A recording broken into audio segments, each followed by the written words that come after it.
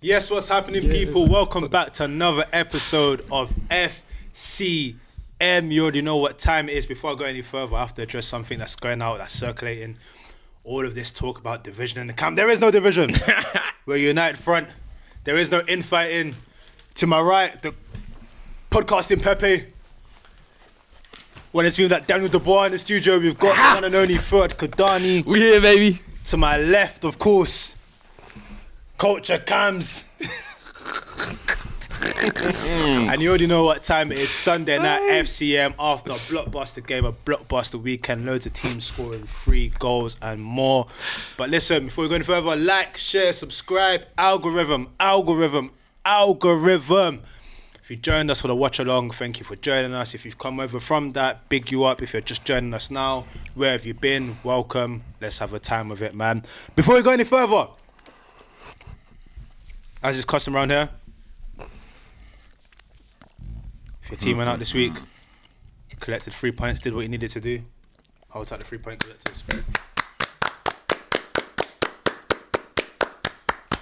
Hold tight the Been a minute. It's been a minute, you know what I'm saying? It feels good to be back. Yes, man. Welcome back, homie. Hey. Hold tight the participants as well. Listen, you did your thing.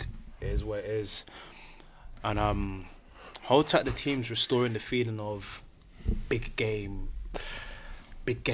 Proper Barclays. Super Sunday was a thing growing up for me. You'd hear Written in the Stars or similar songs. You'd see the lion on the trophy and you'd think, I'm going to watch a game here. And for one half, we watched the game.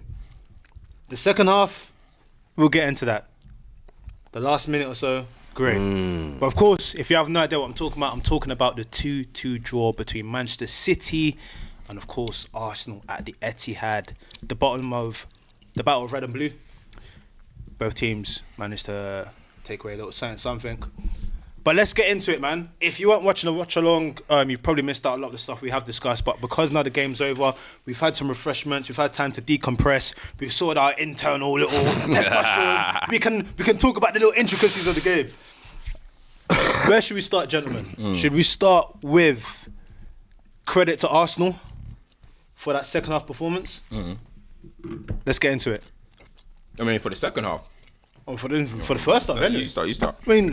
I feel like the tone was set from the game with Rodri's injury. I felt like that just kind of set the tone off very early on. You saw Haaland. We were asking before the game, bro. We've seen, Gabriel and Saliba do a job on him the past couple of games. It's like, we need this game for you to step up. And to be fair, started with the right energy. Good early goal as well. But I felt like that Rodri injury almost put Arsenal's tails up a little bit to be like, this is someone who you could say, okay, they haven't had him at the start of the season, but we know how crucial he is to them. I thought that kind of gave Arsenal a bit of, pep in their step, if you like. And even after they conceded, it was like they weren't just sitting back and absorbing. They now have to come out and make it a game. And to be fair, I thought the first half was actually entertaining, in all honesty. I thought the second half, obviously, we'll talk about, was it's literally a game of 2 halves, in my opinion. I felt like the first half was actually living up to the billing. Arsenal obviously equalising, but then I feel like the red card just kind of turned everything on its head. And then we got a whole different game, basically. Of course, first half, City go up. Savinho assist, Haaland goal. The last few games against Arsenal, just one shot. The last 3 games, first shot he got this time, great finish. Yeah. Then you get a situation where Calafiori was kind of at fault of that goal, kind of could have done better. Just an absolute screamer. What a way to announce yourself. Yep. Put it that way. What is it? His first start coming in? I think before the game we were saying, this is going to be a sink or swim, baptism of fire. We've seen it, but this is where you really get counted on, and that is a goal, hell of a goal to announce yourself with, you know what I mean? So fair play to him. We spoke about it. I think Arsenal would have won the game.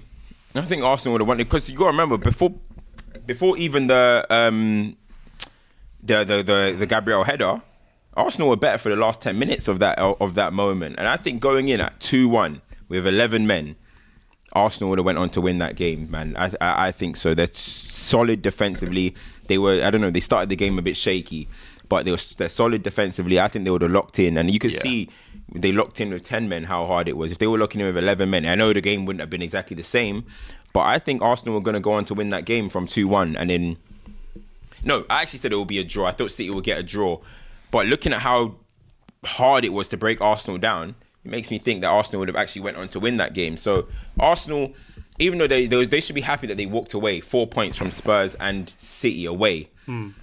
But I know the fans right now must be like, bro, last kick in the teeth, bro.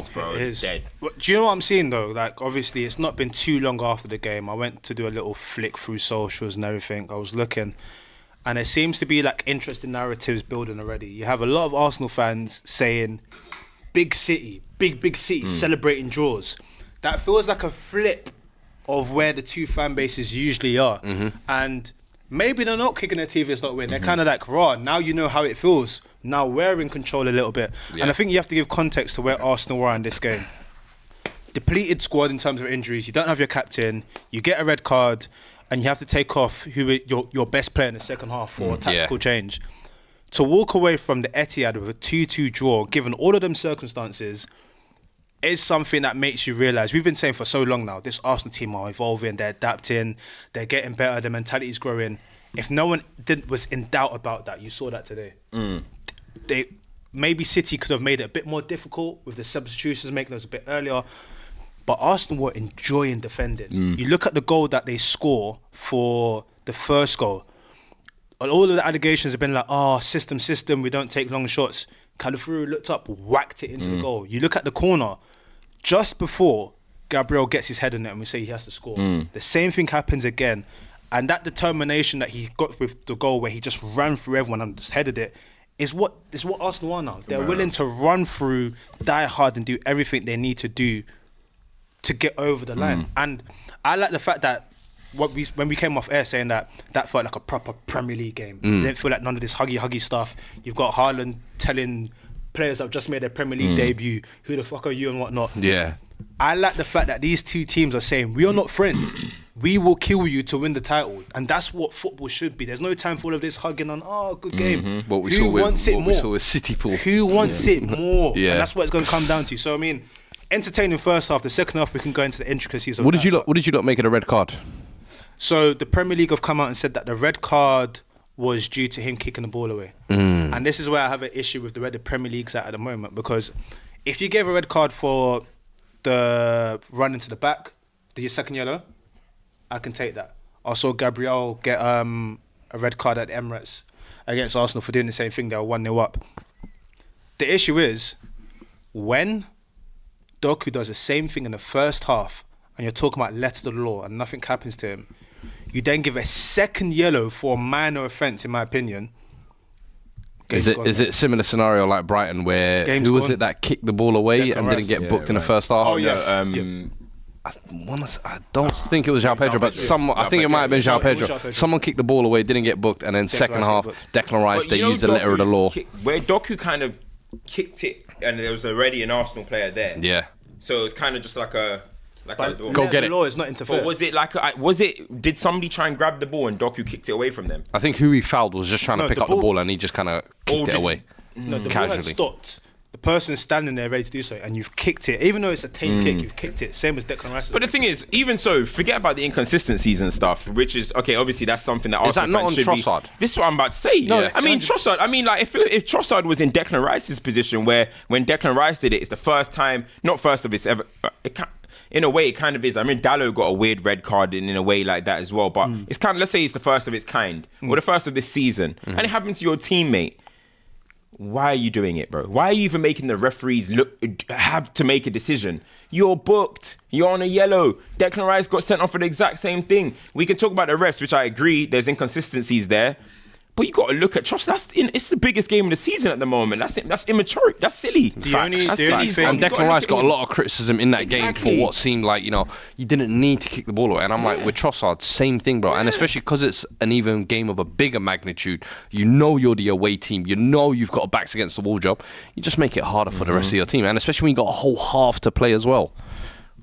What I would say is, again, because of how we watch and everything, when Trossard kicks that ball away, the argument's probably he couldn't hear and he was thinking. I need to see it again to see if whether he actually booted it away or whether he's trying to play a pass. But that plays a part in it as well. It's unfortunate, but at the end of the day, away from Trossard's performance, they still did what they needed to do in the second half with 10 men, which is credit to them. They were seconds away from away wins at Villa, Spurs, and City. Huge. That would have been If they had got that win, they would have been. Well, you asked if they're title favourites after that. Yeah. I still would have went with City, but I mean, imagine what that would have been like for them. That's three of the. Okay, I keep saying it's a North London derby, so you got to add that to the thing. But Villa Park and City is two of the hardest grounds in the Prem. You add in Anfield, I think, you know what I mean? And those are the hardest. What that would have done grounds for their mental, I think it would have just gotten over the hurdle of we can't, or we're scared of City, if that makes sense. The fact that we've actually gone there with 10 men, been able to walk away with the win, I think they would have walked into the rest of the season thinking, bro, we're not scared of anyone. You know what I mean? Question for both of you before I go into some super chats quickly. Kyle Walker's situation, obviously we had our thoughts in real time. Reflecting upon it now, his argument is you called me out of position to talk to me and didn't give me enough time to go back. Is that a fair comment from him, or was he just caught lacking? What, for the Gabriel goal? Yes. No, for the for the Calafiori goal. So why does the ref have to allow Kyle Walker to get back? No, I'm sorry. He's jogging back from where the free kick is taken all the way back to right back. We've all got to stand there and wait for Kyle Walker to get there. The whole point of a quick free kick is that it's to catch players out. No, but the whole point of the reason why you allow quick free kicks is to be able to give that advantage of catching players out of position. Bro, you were just caught lacking. Like and got caught lacking for both goals as well, in my opinion. So listen, he's got to hold his hands up. You can't do the all of a sudden now. Oh, listen, ref, man, you should have given me the benefit of the doubt. Stop it. You should have given yourself the benefit of the doubt. Like at this point, like with Kyle Walker, I don't get. He's not in City's best team anymore, bro. Not in City, not in England, in my opinion. I don't get how he's still getting. I think today was one of those. Like this. Was it maybe Pep was thinking a bit conservative there? Like, I need it. And then, but the thing is, like, and Carragher raised this point as well, and I've been saying it for a while. He's a liability defensively these days, bro. He's not even. But there was one or two moments where you saw in the recovery, that's where he kind of makes his bread and butter, if you like. And I feel like that's what Pep thought today, was thinking, look, we're not going to go gung-ho against Arsenal. I don't need Rico Lewis diving into it. Let me just have that insurance policy just in case Martinelli turns up today, type of thing. So we said before the game even kicked off, the fact that you're not starting Rico Lewis and Kovacic, who have arguably been two of City's best players this season, it doesn't make sense. It's a typical Pep overthinking in a big game type situation. On the Kyle Walker point, you're both mentioning that he is this insurance policy, right? Would you need him for that one attribute if you implemented the defensive where you wouldn't get caught out in that situation? I mean, even so, in the recovery was when Martinelli was trying to break when Arsenal had 10 men. Yeah. When Arsenal had 11 men, Martinelli cooked his ass, bro. Yeah. He's defensively, he's not that guy anymore, bro. He's not that guy anymore. So I don't understand why he's like. It's like we're just saying it because it's Kyle Walker. Like, oh yeah, because of his recovery, bro. He's a liability defensively. He actually is. England. He cost England in a few games. Like there was about 3 goals England conceded that tournament that were all on Walker's side. And today, what is he doing? What's all this tapping that he's doing to Gabriel just for Gabriel to do yeet? He got hit with the Euro and step. dunk on it. Got hit with the Euro step. That's embarrassing. That's like, I remember when Aubameyang was having a conversation with Mings. Oh my God. Like honestly, like what? It actually did look the same, What are you doing? And then he goes and he's all saying, yeah, my fault. Yeah, we know. You're on this flipping Summer Jam screen, mate. We can see it. You know what I mean? So I don't know, man. I think with Kyle Walker now, it's just like plan B, maybe. But come on, man. Let's move forward from this Kyle Walker era. Do you know where I'm coming from? Like, so, man, errors come, errors go. Let me go through a lot of these super chats. We've got a lot in. We've got 4,000 viewers and only 300 likes. Make sure you get those likes up, man. Don't be stingy. So Aaron Paul K says, put some damn respect on Gabriel's name. The dude can play at any of the big clubs in Europe, and I mean any of them. The thing is, sorry, just with that. Of course. Forget even imagining Gabriel at other teams though, because where he's in right now, the system and how Arsenal defend, his partner in Saliba is perfect, bro. Why does it forget about he can play in this team? It's perfect for the partnership. That's what is most important. That's what people need to think about when it comes to centre. The partnership is perfect. Why do I need to go and see Gabriel playing with Upamecano or Rudiger or whoever? Yeah, F that. It's perfect what they got going on. Saliba and Gabriel. End of, bro. And then, I mean, if you then go further, you think about you got Raya in goal. Like the defensive unreal. fortitude that they're building that's a real team. It's real building there. So I agree with that. Jason Mondesur says, "Love the work you guys do. Missed our game. Sounds like we finally went for it at Etihad." Jason, I've got something to tell you. You gave it everything, mate. You gave it everything. A.M. Rashid says, "Villa, Spurs, City away done. We will win the Premier League." Thoughts on that? I mean, that was kind of what I was saying, that if they did walk out with the win, what else is left for them to be scared of? I mean, you said they had Anfield at the start of December, but okay, you drop points there, but for the rest of the season, there's literally no other team that they're looking at and thinking, scared. So if Arsenal fans do have that mentality, I don't blame them, but just be cautious is all I'd say. London Nomad says, "Why are Arsenal held to a different standard by refs? Other teams hoof the ball after whistle, no card.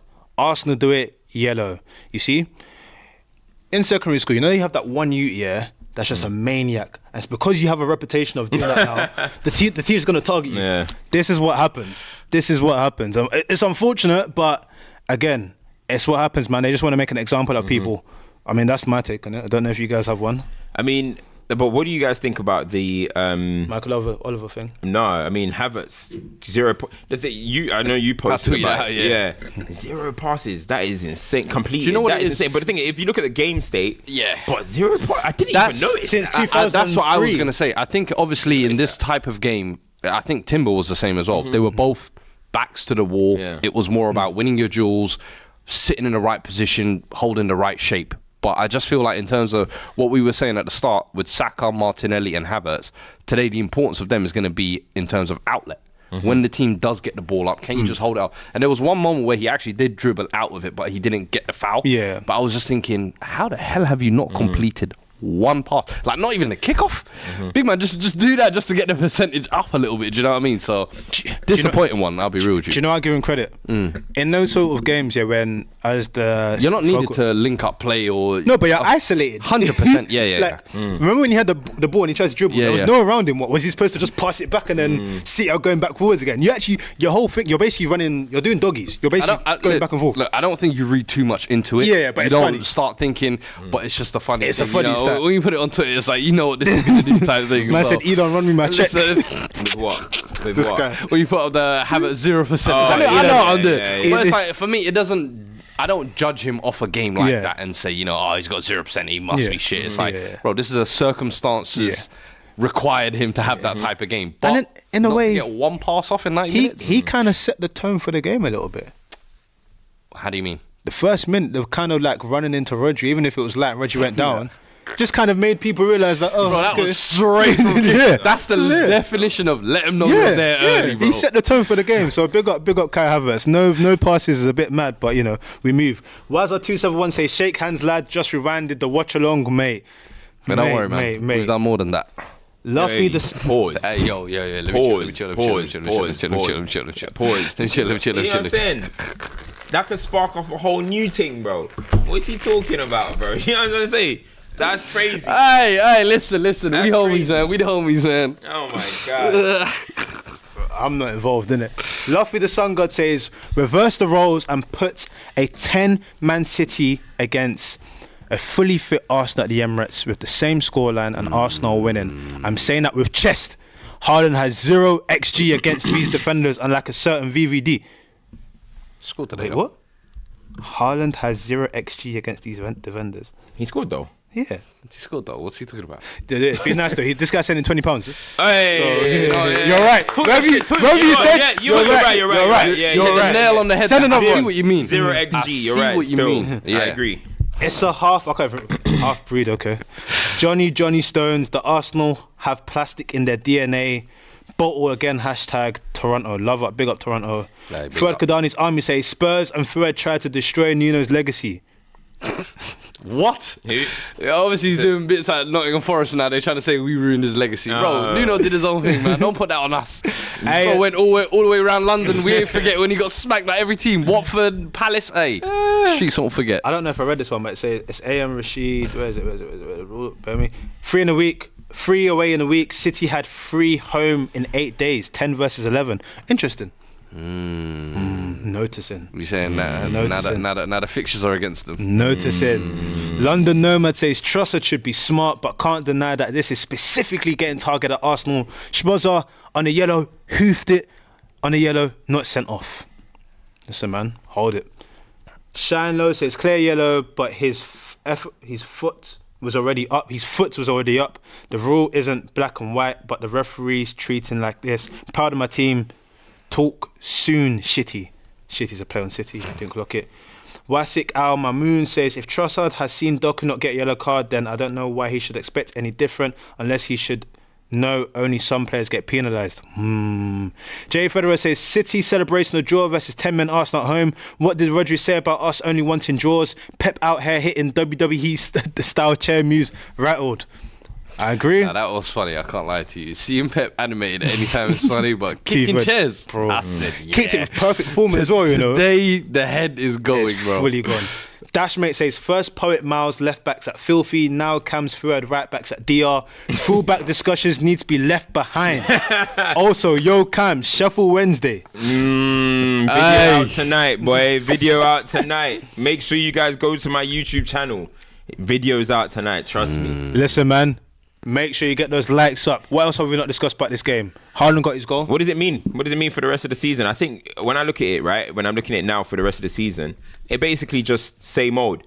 These guys are just going to try and steamroll through the league and see you when they see you next, innit? When they go each other next, maybe is it April, March? It depends on how things go, innit? I can check for you. Whenever they go each other next, they just need to make sure that they're both in a good way by the time they meet each other again. And that's how I see it. I've got a slightly alternative take. What do you think? Because whilst I agree with what you're saying, there's only 2 points between them now. Yeah, no, 100%. Whilst I agree with what you're saying, and it always becomes this battle of like who performs best in the Big Six. I don't think Arsenal will make the same mistakes they made, or you might not call them mistakes, last season where they lost random games. I'm interested to see what part Liverpool have to play in this whole equation, because you mentioned it on the stream. City versus Liverpool is a very interesting game now, based on what I saw today. City versus Arsenal is equally as interesting. So we're seeing that obviously they lost to Forest. Slot is still figuring things out. We'll speak about Diaz and everything at the moment, but how they perform against these two teams and how that sort of mini table operates, that intrigues me a little bit. I don't think it'll just come down to City and Arsenal head to head. I think them and maybe another team might be able to. I think for both teams it's so weird, but I feel like they both come out of this with positives and with negatives to take away, if that makes sense. I feel like obviously City will come out and think, all right, we still have that never say die about us. The fact that we can try and break this team down for 90 minutes, it's not working, but right at the death we can still nick something. And I think Arsenal will take solace from that second half performance and thinking, yo, down to 10 men against the best team in the world, it basically took a corner in the last minute to kind of break us down. But I think there's positives to take from both teams for the season as well.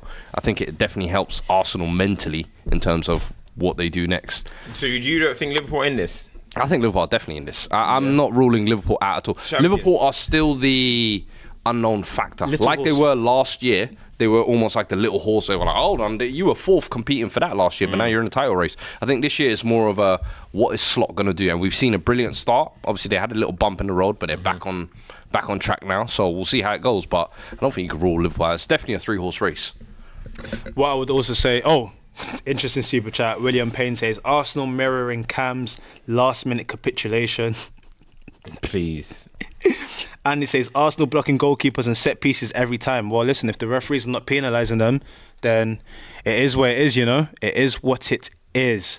Final bits on Arsenal City. Any key takeaways? I mean, I'll say it again. To perform like that without two of your better players, got to give it credit, man. Saka being the sacrificial lamb was interesting, but of course Martinelli's performance up until that point, it was the right decision. But again, it's something that you'd say is bold of Arteta, because it's something you probably haven't seen him do. He always uses Saka like a thin bar of soap. So to do that, credit where credit's due, man. I think they're very unfortunate to not get the win, but it is what it is. One thing I'll say, I'm sorry for everyone that had to watch Diaz take 50 million shots, Akanji crossed the ball 30 times, Kyle Walker shoot 1 million times too. Kovacic probably played 2 million sideways passes in that 45 minutes. Oh my god, some of the worst football ever, man. Honestly, but Arsenal was smart. They just said let all the guys with the least threat have the ball, and then we'll just, you know what I mean. And then it almost worked, man. Honestly, that's like Judge that City end up scoring. Honestly, before we move on, I want to ask you a quick question to round up on that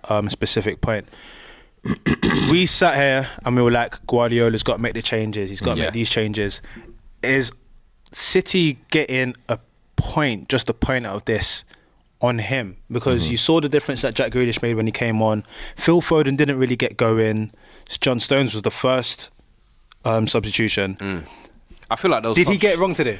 In terms of before the match with the Kyle Walker thing and then the subs, just the timing of them? Or would you say that it's warranted because he got a draw? I think obviously starting Kyle Walker, not starting Kovacic and Rico Lewis for me was a mistake. And then I think the subs just came on too late. We were saying 60th minute, 65th minute. And I think after the 70th minute, I think the first ones came on. And it was like, okay, better late than never. And you saw the impact they made straight away. So for me, I think that's definitely one he maybe overthunk it before the game. But I would have started Kovacic. I would have started Rico Lewis. And I would have brought Grealish and Foden on 60th minute. As soon as you see 50 minutes after the first half, you know what the game was going to be for the rest of the game. And we were saying at one point, bro, City might play for 2 hours and not be able to score. Do you know what I mean? They were so predictable after a certain point. But no. I hear it, man. Quick word on David Raya as well. In form. Goalkeeper. New level. Bro, he's moving like peak De Gea right now. Literally, like, if anyone thinks that De Gea's best season is probably the 2017-2018 season, yo, he was on some Superman stuff. And honestly, David Raya is moving like that at the moment. Every game, he's producing a madness. Just come off saving that penalty, the double save. You're thinking about some of you're thinking about some of the stuff that he's doing, the difficulty of some of his saves as well. Incredible, bro. Incredible. He's on serious form. Like the form that we've praised Alisson for, the form that we praised De Gea for, all these legendary keepers. I mean, he's having one. And let's not even sleep on the way he's claiming crosses, the way he's claiming corners. Because as you said, one of the things that was a worry, or one of the things that people said, is that he's a short keeper. And I remember, I think his first game for them, there was like a cross that went nearly over his head or something like that. And then now he's just coming out. You think he's 6'7", bro. You think he's Thibaut Courtois, the way he's catching corners and crosses. So you got to give him massive respect. The leap he's taking, I'm telling you, might be that Ozempic going.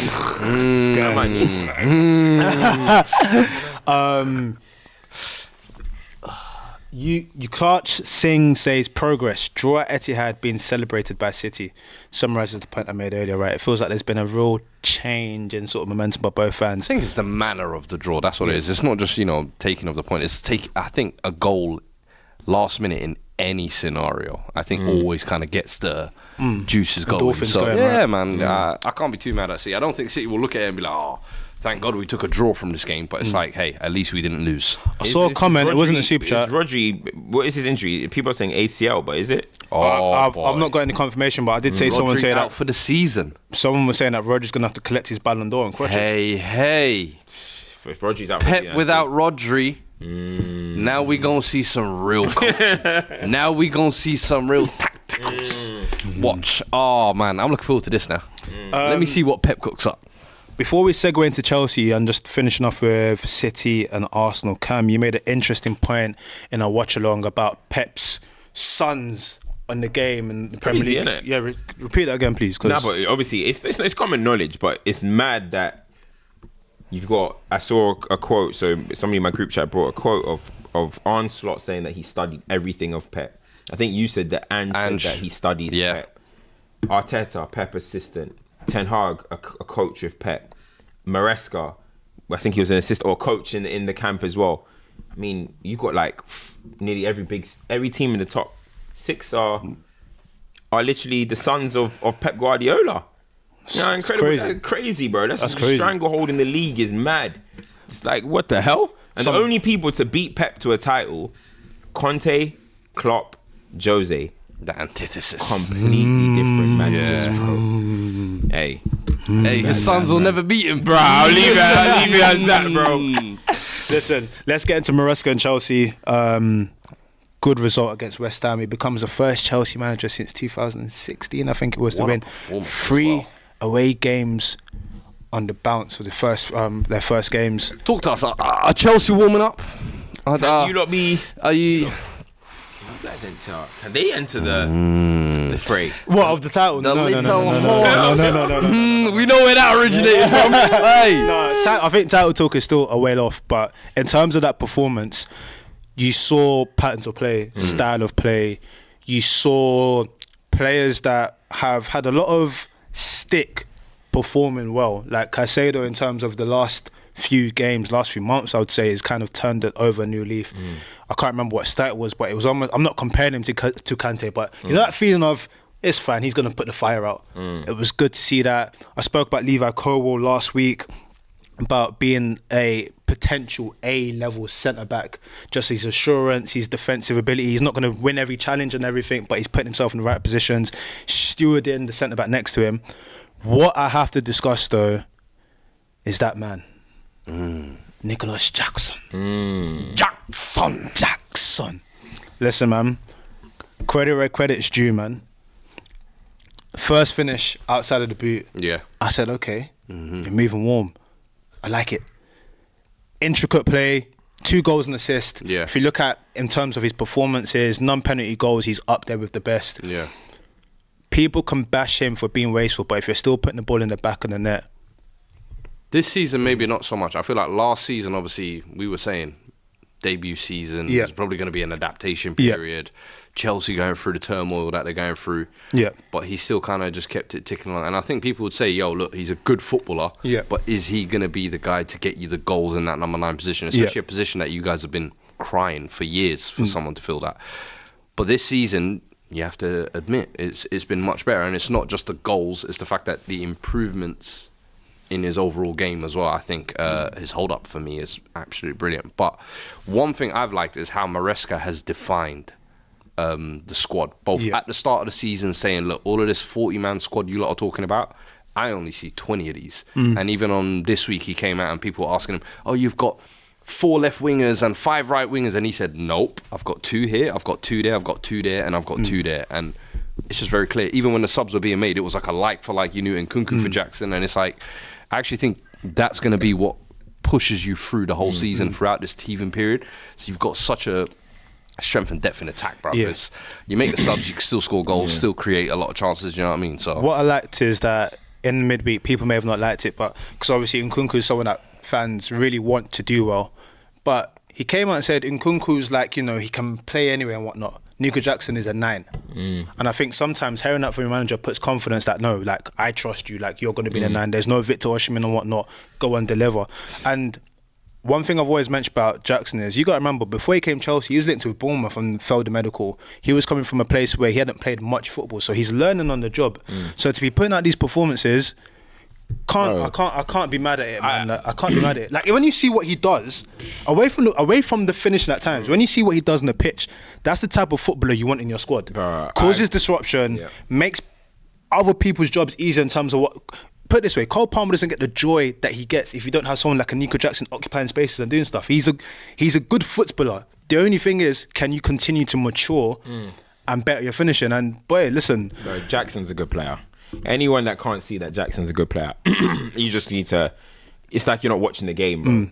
Jackson's actually a very good player for me. Like, bro, he's given some of the best centre backs in the Prem a tough game, and it's not in the fashion of a Drogba where it's control on the chest. And he's getting on the ball, he's turning, he's hard to shrug off the ball. He's very good at like shifting from left to right. The guy's a neat player, bro. You know what I mean? Yeah, the finishing, but overall, what is it? 21 goals in 50 games or something like that. You'd want that to improve.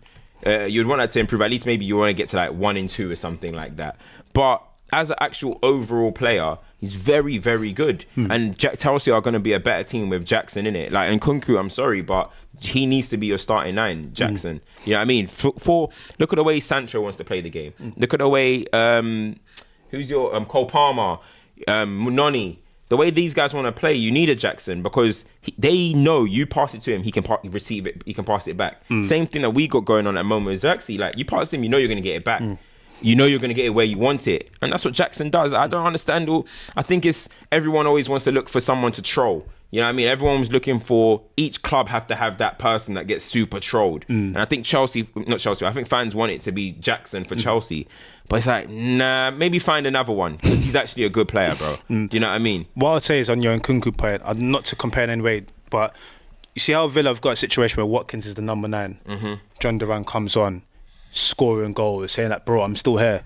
Nkunku's been coming off the bench recently, getting the goals and everything. I think competition in the squad is a healthy thing. I think it's just that your squad can't be too bloated where people are thinking, raw, I'm not going to play a game for 2 months. But that's where it's good. Maresca's made it clear. He's made it clear who his options are, yeah. Who's the rotation elements? Who's this? Who's that? Great performance. We have to speak about how bad West Ham are in the Damo situation. Yeah. But to run up on Chelsea, what I would say is, it's been a good start. The Palace game, you would have hoped we could have got the result there. It's been a good start. But who are you impressed with at the moment? What players? Yeah. What about Colwill, Caicedo, Jackson? Speak on them. I mentioned it. I said Caicedo. In terms of the way Caicedo's playing football at the moment, I always say that in football, you need in the midfield, you need someone that's going to carry the water and carry the water effectively. It's no frills, no nonsense. Win the challenges, progress the ball. But sometimes his passing is very progressive as well. I also mentioned that... I feel like we saw shades of that last year, We did. Last year, like, people almost lumped him, I feel like, lazily with Enzo on the performances. But I always thought Caicedo was actually performing okay. And in certain games, good as well. The one I want to touch on is Colwill. Talk to me, because he obviously went to Brighton. Was touted as the next hot prospect, but more for his ball playing ability than his defending ability. Then last year he came back, he was playing left back. I said, was it last week or the week before? I was like, I'm watching him closely this year, because I think you lot are going to play him centre back more. But how is he going to do it? I feel like in the past 2 games, he's actually been a rock. And then Tosin coming in next to him as well, I feel like was pretty decent as well. Yeah, I think with Levi, like I said it before, for me, he has all the makings to be an A-level centre half. You can tell that he leads the backline well. Defensively, in terms of his defensive actions, interceptions, you'll always see there. You see him always making blocks. We know that on the ball, he can play ball. He can be progressive. And of course, the left back thing last season was him playing different position. But the way he marshals the defence and does things, the only thing I've ever been worried about is the physical attributes. But he's 21. Levi Colwill is 21. He's still going to get stronger. And that's why I said centre-backs, you can be a great centre-back, but the ceiling comes with who your partner is. Yeah. I think Tosin complemented him very well. I think Wesley Fofana, for what it appears to be when you think of Wesley Fofana being strong and fast, should pair him well. But it's not really worked for Wesley at the moment. Buddy Shield's not really in the picture. Levi Colwill as a defender though, bro, the guy's top notch. It's no mistake why you have someone like John Terry saying like, this guy is the one. He can see it within himself. You don't get praise like that anyhow. He is a cold centre back. Caicedo's been great. Cucurella's another one I've got to give mention to as well, because I was one of the people that thought Cucurella's career was done at Chelsea.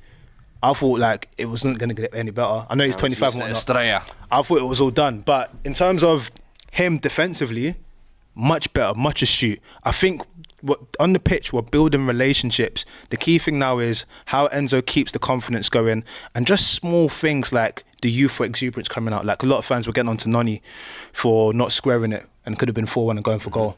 I don't mind that because it's 3-1, but know that if it's a situation where it's not, you probably need to do the thing that is easier. And that will come with game time and them growing together, man. So like, West Ham though, we have to address this whole thing about changing manager for the betterment. I call it the Stoke syndrome. When you're in a position, you have stability, and then you think, let's try something a bit sexy. Let's try and do something. I'm all for progressive and progression, but they have swapped all of their defensive fortitude for good on the eye footballers and whatnot. And yesterday, all I saw was Kudus playing for a team he shouldn't be playing for. And no offense to West Ham. That's harsh. Bro, he looked a level above. Yeah. He looked a level above. He was the only one that was just at it. And then West Ham didn't know what to do. In the midfield, it was porous. Please rise. He was trying, he's always going to try a little... Bro, he's in the deep waters, bro. He's in the deep waters, honestly. Do you know what it is, yo? I actually felt like they had the best window as well in terms of like when you look at the players they signed. I thought they're going to be in Europe. Tadibo, Wan-Bissaka, you was thinking Guido they brought in, Somerville. Kilman. I was like, bro, these lot have actually improved in every area. That one, I feel like they should have paid their little 15 million more for Durant, man. Yeah, I mean, get yourself a real 9, but they haven't bedded in a lot of those new signings, in my opinion. I think Wan-Bissaka's obviously started to come in, but a lot of them have been coming off the bench, and so it's really kind of the same team that Moyes had that is still kind of playing through, which has baffled me, obviously. With the new manager coming in, you would have thought he would have just gone all out, but really poor start to the season. What is it? Lost at home 3-0 to Chelsea, lost 3-1 at home to City as well, and then a 1-1 draw at Fulham away as well. Obviously, they won in the EFL, but I don't know, it's not looking good at the moment. And I worry for Lopetegui because he's obviously had, was it Wolves before as well? Yeah. Where it was a bit up and down, you would say. And I think he wanted to start this one to come with some redemption, do you know what I mean? But it ain't really gone that way. So West Ham, boy, justice strap in for Moyes. Justice for Moyes. I told Nick, it's Nicky. Nick. I told Nick, yeah. I remember I was on a show, Diaz was a roundup or something, and I said to him, I don't get you West Ham fans. You're finishing in the top half every season with David Moyes, where he got you guys when you guys were in the darkness. You're finishing in the top half every season. You have won a European trophy with David Moyes. Even winning a Carabao, whatever. Not many teams can say they've done that. You have won a European trophy with him. You finished 9th last season. What a season, like decent season. But all they want to talk about is the West Ham way. What the hell is the West Ham way? So are you talking about since Bobby Moore? Are you talking about since Bobby Moore? No, hold on. Are they talking about since Bobby Moore? I have Ricardo no clue. Vazquez. What is the West Ham way? Because even David Moyes says he doesn't understand what that is. And now you've gone with Lopetegui, you've spent a lot of money, you're trying to switch it up. Bro, you're going to, not Upton Park, sorry, going to Olympic Stadium used to be, it's a stadium where you're like, whoa, okay, tough. Now I'm thinking with Lopetegui in there, it's gone away from being one of them fixtures where you look at and you're thinking this could be one of the tough ones. Yeah. Nah, man, David Moyes, that's what you had. And these smaller teams, which are whatever, they always sometimes, they get to a certain point. Moyes has gotten to a certain point, so their expectation has risen. But it doesn't make sense to me, man. You guys are actually finishing top half European football like for 3 years straight with David Moyes. And now you want to go the other way. Bro, we saw this with Stokes. We saw this with teams, bro. They start trying to be mini Barcelona, and now where are you? In a weird way, I kind of look at it as us, for example. I think like clubs like West Ham want to do kind of what we've done because we were where they were once, you know, just mid-table, Europa League every once in a while. And I think they've shown that they can consistently finish 6th place. They can consistently now, couple of summers, they can attract big names. So it's a case of, okay, we're moving the brand forward. We've won a European Cup. Can we move forward? And I think similarly with Spurs, maybe not in the style of play and stuff like that, but in terms of club progression, all right, can we now enter the Champions League races? Can we be outsiders? And I think that's where the disappointment comes from of when are we actually going to see those days? Because we've been seeing the incremental improvements, but now we're going to take 2 steps back. So, I don't know. I don't think you could be mad at fans for wanting more after reaching a certain limit. I get it. It might be the ceiling you think they're at, but they can see something beyond that as well. The thing is, though, a lot... And even if Moyes was there now, honestly, if Moyes dropped these couple of early results people would be like, what are you still doing here, you dinosaur? Do you know what I mean? So I could have gone either way, I feel like. I think the issue is, I think there was a lot of West Ham fans from what I was seeing as well, is it was conversation around Moyes had to go for them. It was time. But was this the right appointment for where they need to go? Especially as you mentioned, Fuad, after the Wolves job, is this what you should have been doing? Could you have got like a Gary O'Neill that's got something? Like, could you have done something a bit different? But I mean, yeah, they made that game super easy. I can't remember what his name was, got subbed off in the 36th minute. So like that, I was like, yeah, long day. But listen, up the Chelsea, big up the Hammers. Mentioned this team already, but we've got to speak about them properly. Obviously, had the loss last week, to Nottingham Forest. This week, Liverpool looks like themselves. 2 players, Diaz and your boy Gravenberch. Bro, the start this boy has had this season. Oh, you know when like you told people about something and then you got cooked for 2 years about, yo, pretty privileged, man. Yo, you fancy him, don't you? That's all it. And I'm like, bro, you lot did not see what I see. I saw a complete midfielder, and I'm so glad Liverpool fans now, they're seeing it. I'm seeing comps every day. But the performance he's delivering in every game, bro, Champions League midweek against AC Milan, man of the match. Last week, even in that poor result, I felt he was very good. Every game he's left his imprint. And I think coming into a new season, they were crying out for that position. They're not even thinking about signing anybody now. Zubomendi. It was under your nose the entire time. Do you know what I mean? So I think, listen, the way he started, I only hope he can kind of continue it for the rest of the season. But I'm so glad to see him finally fulfilling his potential. He's finally under a manager that trusts him. He's finally at a club where he can actually grow and develop rather than, come and be the main guy straight away. Last year was your adaptation year. Now let's see the fruits of that labour. So I only hope it continues. But Luis Diaz, we got to touch on as well. I don't want to go overboard on Gravenberch, but like, it's giving... It's giving what? God, it's giving Ruud Gullit. No, Paul I'm talking about for Liverpool. Moussa Dembele. I'm talking. Okay, I'm talking about for Liverpool. Player comparisons. No, I'm talking about for Liverpool. It's giving Gini Wijnaldum. Nah, it's restoring it. Because he plays it. I'll be real. It's restoring it a little bit.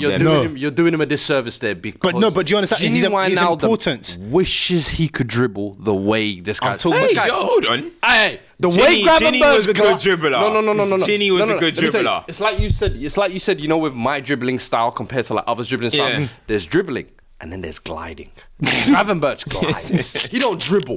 He sees you, he goes, I'm gone. Like Kaka used to. Kaka used to glide past, man. That's what Gravenberch. He's a glider, bro, across the pitch.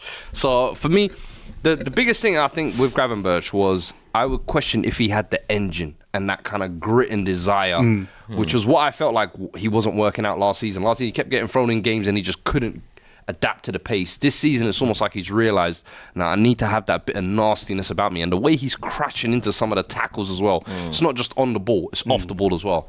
Huge fan, bro. I love seeing players fulfill their potential, change the narrative. My boy, man. That's my boy. Boy, speaking of Liverpool players, Diaz. He is one I'm so glad. Last season when I was doing that case against Darwin Núñez, and listen, good goal, well done. Yeah. But I remember I was like, shall I make it a Latino heat case? Shall I throw Luis Diaz in there? And I always look back and I'm so glad I didn't.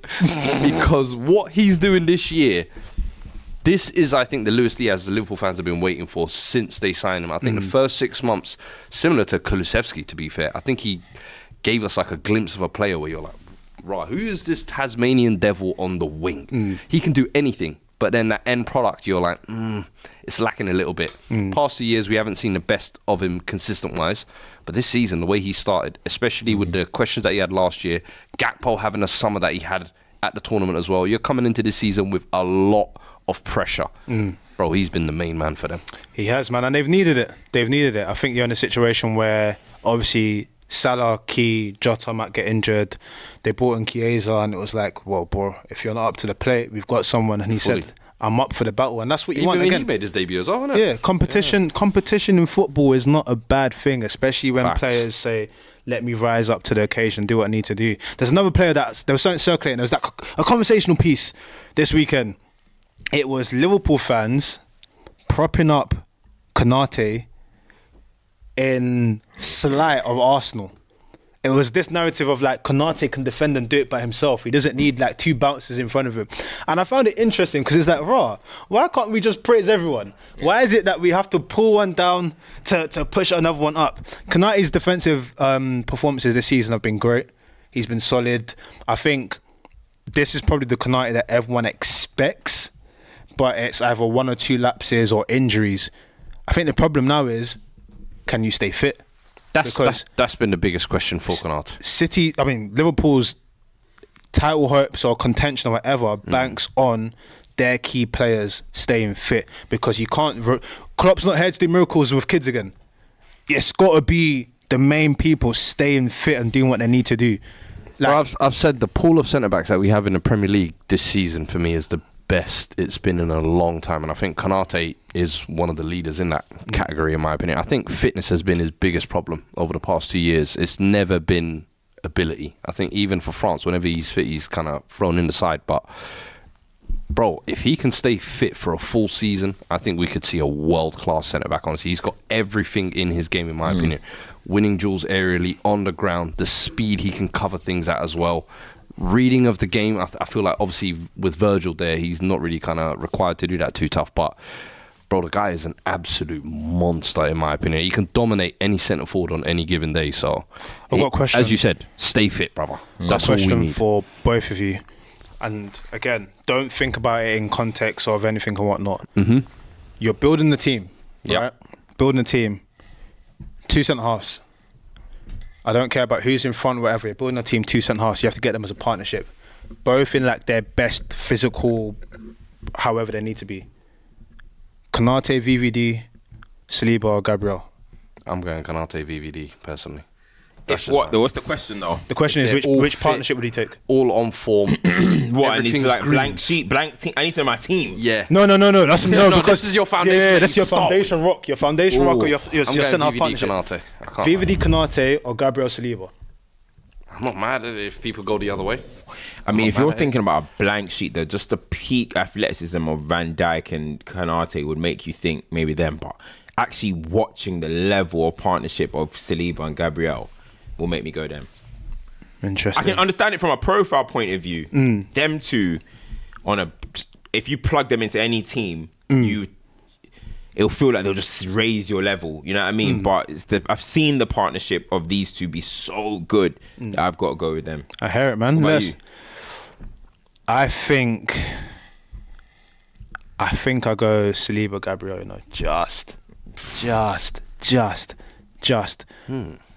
I think because in terms of like Konate, he doesn't get me enough goals. You know what I mean? Bro, Saliba there's Gabriel, give me- enough. Van There's Dijk gets that- goals. Van Dijk gets goals. But Saliba and Gabriel be getting goals, innit? Saliba gets about. We've got to think about 3. We're jumping centre backs on goals now.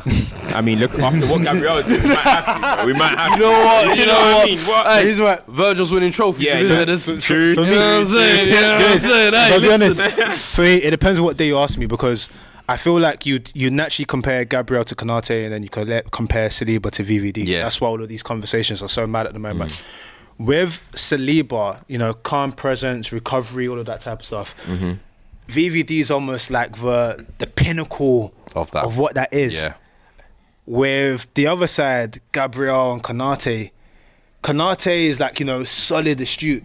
But I think that I just like Gabriel's localness a little bit. Like Nah, fully. in my centre half, I need like one crazy, one completely sane. I fully agree. For me, it's not about like ability. I think it's just profile wise. I feel like I need a Gabriel that's like You need a the Gabriel, Gabriels, the Rudigers, all these people. Yeah, the these Lisandros, people. Yeah, that's what I prefer. Like one of the centre halves to have, and then I can Yeah. have the more polished one. That's the I only actually thing. think, like, obviously now I feel like Gabriel gets a lot of his dues, but for so long he got overlooked because Yeah. of Saliba's, you know, kind of calmness Yeah. and the clean way he plays. And everyone kind of, the modern way, loves that type of defending, you know, where you don't get your kit dirty. But for me, I'm like, bro, defending is about winning your duels and stopping that ball from coming in your Facts. box. Gabriel does that at the highest level, bro. Like, when it comes to duel winning, that guy's a machine, bro. Facts. That is Liverpool. They're top. Who's top? Liverpool. No, City is still top. Oh, see it. Of course, it. Yeah, City are see still Arsenal. Who's third? Could Ain't shout Chelsea about? Chelsea. You got 4th, yeah? Little horse. Yeah, City top, Liverpool second, Aston Villa third, Arsenal fourth. Villa. Hey, Chelsea are listen. fifth. That was a big win, by the way, quickly. That was a big win by Villa, because when they went 1-0 down, I was like, they're going to prove all the doubters right. That after UCL nights, you're going to lose your games. And then for them to go and win 3-1 as well. Not a big fixture, but a very big win for them. Yeah, no, facts. In terms of other fixtures as well, Southampton and Ipswich was given like 6 points. They should have draw. The Fulham game was interesting. Newcastle at the moment. Whew, Rocky. I had them having a really good season. same. man. Same. Yes, but you also had West Ham as the big performance. I said, windows of the window high, bro. They're gonna pop, bro. I don't give a fuck. And I said to you, Yeah. yo, Villa last year. it's Trust different, me. man. It's different. There is something. Take you out of here, man. Bring someone else in, bro. There's something that you mentioned in the watch along, and I feel like we'll be criminals if we didn't discuss that at the main FCM. What's that? That man, Trent Alexander-Arnold. Have you seen his interview? No. He said, what I will say is that I'll be at Liverpool this season minimum. And he said, basically we're talking the summer, trophies are important. 1, 2, 3. Hello, Madrid! No, but obviously, 100 goals and assists. Yeah, insane. I mean, without going into this whole argument you guys had earlier. Speak to me just purely on. Nah, let's revive that. Let's rewind that for real. Get the gloves out as well. Let's revive it, bro. Let's revive it. How phenomenal is his feet? Bro, crazy. 25, 26? I think 25. That's 25. crazy, bro. I mean, like, he's not even a penalty taker. You know, a lot of times you see these people and it's like they take pens. Yo, that's actually a shout. He's not even a penalty taker. Yeah, I mean, it's incredible the fact that he's got 100 goals. Like, I get when you don't want defenders to be judged by stats or whatever, but I mean, when you're that exceptional at it, you've really got to take it into consideration on how much you rate the player or how much you put respect on that player. 100 goals and assists, and he's 25 or something. That means you're just a constant weapon, no matter what, on the football pitch. You know what I mean? So, listen, I can see him. I don't know what he's going to do this summer, but if he does go to Real Madrid, mate, that might end up at 250 goals and assists. You know what I'm trying to say? He could cement his name as the best right back ever with a move like that, in all honesty. I think with staying at Liverpool, for me, is the move to make, in my honest opinion. I think keeping players like him will keep them competing at the front. You lose that's when you start almost that cycle of, all right, you know what, once you've kind of had your best years, you're welcome to move on type thing. But, bro, he's a unique player. Can he be angry at him? He's got a unique skill set in a position that, you know, we're not used to seeing that type of profile. I think Dani Alves was maybe the last player you saw from that position that really was like a difference maker, a game changer like that. And, bro, he's a freak of nature, honestly. Obviously, now he's breaking into the England team. We've always wondered what's kept him out for so long. But 100 GA, bro, it's freak. Mental. Have you seen Lamine Yamal's assist? I just saw it now. Bro, he's just so fake. It's a point where it's just like, Best, what man. do you even say? Nothing surprises me anymore. The best. He's nothing surprises me. He's still learning. He's the best. You know, bro. he's still learning. 17, bro. He's the You know, best. he's actually still learning. He's actually the best, bro. It's mad. He's making me fall in love with the game, bro. Him and Elise Ballon d'Or battles. I cannot wait. Elise, man, company. I cannot Listen. wait. Listen, man. 20 goals in a week. What people are not realizing with Elise as well is last year, like, was it 19 games and like He was cooked. 19 years? Statistically, he cooked and got injured. Bro, Yeah. every time he played, he cooked. cooked. I'm like, bro, this kid is a special Boy. talent, I'm telling you, man. That's one of my best ones ever. My best bro, finds. bro. My best finds. I was there in the championship. That's He what said, talents. invest in Chris Rigg. But You know Invest what? in Chris Rigg. I saw a tweet on the weekend. I went, yeah. Chris Rigg. Invest in do I need Chris to keep Rigg. an eye on this Bro, one? Invest. I was Chris Rigg's the like, one. I don't know if it was your tweet. Yeah, I Chris thought it Rigg's was the like, one. yeah. Chris Rigg is the stocks one. in there, man. Chris Rigg is Let that guy. Chris Rigg is Trust the me. one. I remember last year they were trying to sell me Hayden Hackney stocks. I went, He's decent though. He's good. Let him develop. Middle move. Let him And then- develop. I was like, yeah, he strikes me Yeah. as like a Palace, Yeah. Everton he needs to maybe. make that Chris move, Riggers. I think I said it to you. I said he's one of those players that he's so young, but he plays football like he's 35. He speaks like he's 35. He's a man. Yeah. Like he's a man. But alas, we've got to speak about United. I actually thought the performance wasn't bad. It was actually our best first half I think I've ever seen under Ten Hag. Yeah. And then we just couldn't put the ball in the back of the net. Like, when we play bad, we somehow scrape a win. When we play well, we're not going to win. But I think it was a very good first half. I think even just in general for the game, it was good. There was some standout, very bad performances like Bruno. But there was, overall, I actually thought we played well. Obviously, Eze missed 2 gilt-edged chances as well. Yeah. Especially the second one. He should be scoring. So as much as we could have won the game, we could have also lost the game. But, I mean, you've got to be taking your chances, man. Man United have missed 17 big chances this season. By far the most... No, I don't think it's by far, actually. But we're top of the table in that 17 big chances. Yeah. We need to start putting the ball back in net. But when you look at the squad, like, who's the killers in that team? Who's the ones that's going to do it? You just don't really know. But one thing I'll say is that there was a bit of cohesiveness about it. There was a good press. Talk to me about be honest. Yeah, there was a good press. Xerxes makes our attack play better. You're bringing in Mazraoui. Yeah, like, listen, all due respect to Wan-Bissaka, but Mazraoui makes your team play better because he can get on the ball, he can open up, he can build out. Yeah. It's much better. It's not bubbly. It's not, you know what I mean? For real, like, you're not having to talk about, individually, forget about individuals, all about the team. You know what I mean? De Ligt, he's coming in, people going on as if he's going to now come and just be throwing the ball in his net for some reason because he left Bayern Munich. He's been solid. You know what I mean? He should have scored as well. So, as everyone was saying, the summer, the floor raised. You know what I mean? We got some players that make the team better, but we still need more or we still need somebody to step up and start putting the ball in the back of the net and win us these kind of games. But it was much more cohesive. Dalot was playing basically in the 6 as well. Eriksen. Now, we look at Eriksen. He's come in last 3 games and that's been very impressive. I was going to say, The thing is, though, like it makes you just think, like, okay, so where's the 25-year-old Eriksen? Yeah. Can we find that somewhere in the world? Yeah. Because it shows how we need a profile like that. how it helps a Kobe, how it helps the team. Yeah. All of a sudden, your team is dominating the ball. You're dominating possession. You're dominating on the press. So, listen, I'm not gonna lie. It's disappointing we didn't win. It was annoying that we didn't win, but good performance for me in the grand scheme. One thing I would say though, Ten Hag's substitutions were poor for me. Like in that game, taking off Xerxes, Rashford came on and did nothing. Bro, you lost complete control when Xerxes came off. He took off Ahmad, Eriksen, and Xerxes, the 3 technical players that allow us to sustain, allow us to like link up well. Yeah. Took them all off for kind of he wants to go gung ho with it, and then we end up wasting the last 30 minutes of the game. So those are things, man. I worry that obviously with Xerxes, I feel like he's brought a lot to your team in terms of the cohesiveness. He's going to bring the best out of those attackers around him. My question becomes, as you said, with those big chances missed, he's obviously been a contributor to some of them, I can't lie. I worry that if he does continue to miss them, how long till United fans have the patience and they're like, all right, the link-up play is cute, bro, but how about some goals? Yeah, you have to. Yeah. And I guess this is where it helps having Højlund off the bench. And I think Højlund this season isn't going to get the leeway that he got last year where he can just go 6-7 games without a goal. Bro, when you get those 10-20 minutes, be sharp, be clinical, take your chances. And that way you can kind of create that little bit of competition of, all right, first 60 minutes, let's have a link up. Last 30 minutes, what's what I say? Like, it's like team first, then impact. You know what I mean? You get the team right. And that's how, listen, when your team are playing well and you're balanced and you're cohesive, you're going to create chances. That's why I never understand when people say, oh, take this guy out of the team. Who's going to create? Who's going to score?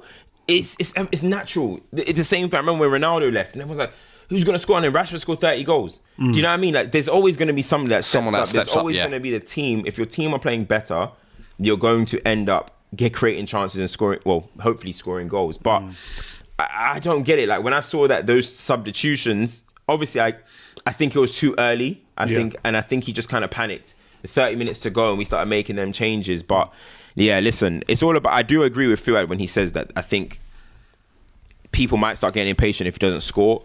You know what I mean? If he doesn't prolific score. But that's why I would play Xerxes in the early Europa games or stay playing him. I'll play him in the cup. You want your striker to be scoring goals. Get hungry, yeah. Rashford scored in the Barnsley. In Barnsley, and we're talking about confidence. The person that needs the most confidence to score goals is the striker. The striker, once they know where the back of the net is, you're buzzing. Yeah. So that's what we need to start doing. You know what I mean? But I think it was an improvement. So it was an improvement. What I was going to say is, I think the issue that you guys have got as well is, in the back of your mind, I always feel like, especially when transfers come in, you sometimes live in the shadow of the ghost before. He has to get the goals because everyone's always going to talk about the Martial comparison because of the style of play and the 9.5 thing and everything. You don't want it to be a situation where he's not scoring goals, and then everyone's like, basically, well, we've got a evolved version, but there's still no goals there. Yeah. So the goals will come for him for sure. Like, when you see the way he plays, goals are definitely going to come. I think what you said was right about Europa League. There's opportunity to get goals and just keep moving. Martinez. Do you envisage that a fit Euro and a fit De Ligt would be the centre-half foundation to build Manchester United upon? A what? Euro and De Ligt, yeah, definitely. Well, that's you what I want. You ain't a fan of that tackle now?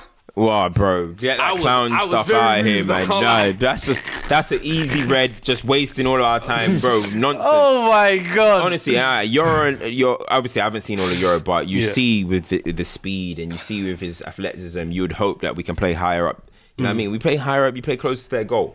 Is that people still sometimes say high line as if it means nothing? No, because you're playing closer to their goal. You're limiting the spaces. So I want to see that going forward eventually. You know, respect to Lissandra, but I'm trying to move this bridge forward. You know what I mean? I'm from Portland. Left back. We say? Left back. Nah, I saw him getting diced up by Oscar Bob, and I was like, yeah, we got to dead that idea. We got Mazraoui, we got Dalot, and then obviously Shaw will eventually come back when he wants to come back. Malacia's when he wants to come back. Have you thought about maybe CDM next to Kobe? Dalot. Lissandro. Hey, He's got the passing ability. He's too not got the range. Him and Ugarte are like yin and yang. I feel like, one's left-footed, one's right-footed.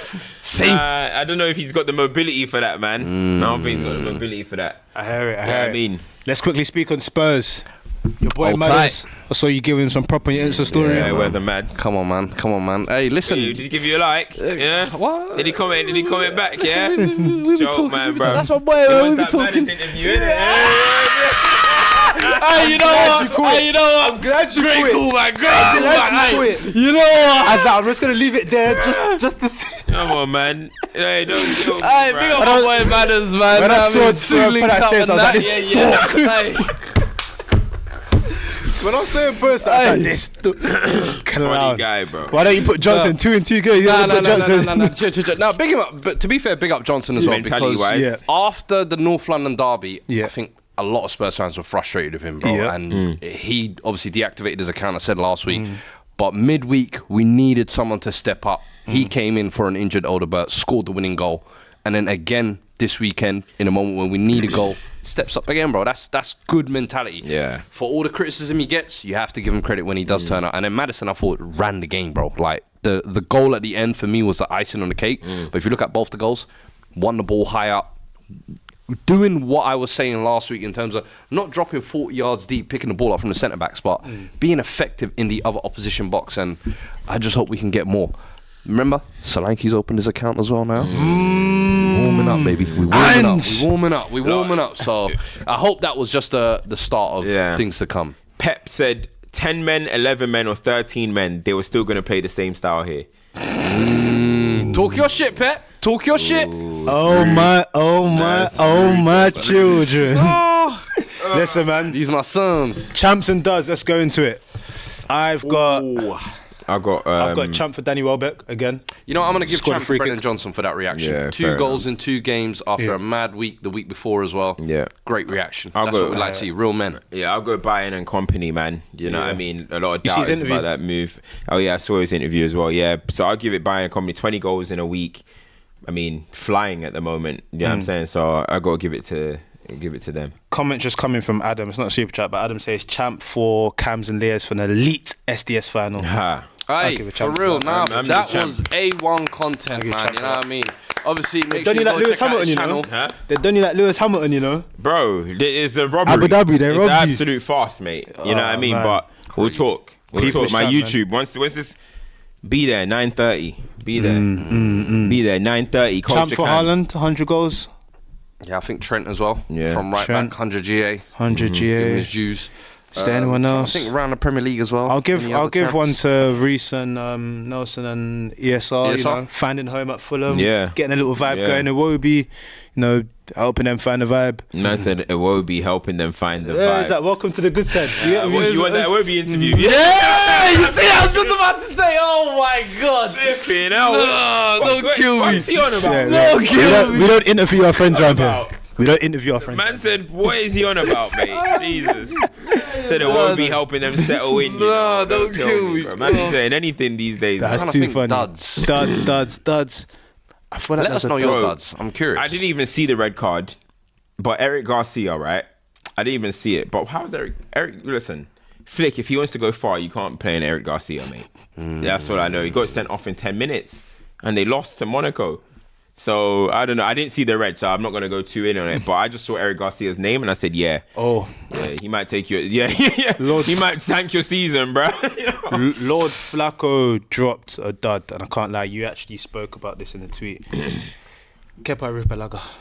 Oh, my days. Underrated, worst signing ever. No, he is. No, but then Confirmed. people will say Anthony and stuff. I'm like, No, it's no, not as bad. When you look at pound for pound, the amount Literally of pound for times they've pound. played, like Kepa has had multiple opportunities to reinvent himself, re-show who he is, and he shows us who he is every time. He's a £75 million goalkeeper. Bro, the fact that He's a 75 for that goalkeeper. goalkeeper is outlandish. That's outlandish. And then you follow it up with those performances. Come on, man. Like, this is... Safe, and man. I'm not even talking about, like, worst... like, he's genuinely one of the worst keepers I've seen. Massimo in the Prem. Taibi levels. Like, yeah, like, I'm not even talking for worst signing. In terms of actually what I've seen in the Prem, this guy is bad. Danny He's Ward. Bad. Who? Danny Ward. Yeah, remember him? Okay, no, nobody cares. No, Okay. nobody will top Dan Ward. Yeah, Dan That's too Ward, far. or whatever his name was. The Leicester one. That Leicester he one was the match year they got fixing. relegated, Bro. He was match fixing. Bro, I swear he had the shortest arms I've ever seen. he was match fixing. There was a spell of like 6 They were weeks holding where four. he was just- Maybe after him. Hey. Kepa top Fotheringham and them, man. Yeah, top three. Fodderman top wasn't three. even that bad. Like, the team was Nah, awful. Sheffield last year. No, aye. but the team were awful. There was nothing you could do. They were getting peppered. Nah. People saying anti-Joshua dud. Yeah, Yo. fair. Champs to Dubois. Respect me, cuz. Respect me. Yeah, hold this, man. Pain Nah. for my Niger. I like that one, man. That's pain. That's pain. But you got to give a champ to Dubois. Absolutely left him Spun to his bad jaw. pulp. Like, done him in so crazy. So you got to give him massive respect for that. Listen, man. Just like that. That's the end of another episode of FCM. Make sure you like, share, subscribe. Algorithm. Follow DR Sports. Europa League is back this week. Cams, your team will be playing. What can we look forward to? You're going to get a W? Do you even know who you're playing? Goals. He I doesn't. think we're playing I don't know Karabakh. who I'm playing. Yeah, I don't know who we're playing. You're playing what? Karabakh. You. Oh, Yeah. you're in the Europa League? Oh, yeah. Oh, you forgot about us? See you in the final. Oh, Bro. See you in the Kazakhstan, Tajikistan. We'll see you there. Listen, like, share, subscribe. We'll be back next week. We're out. Peace.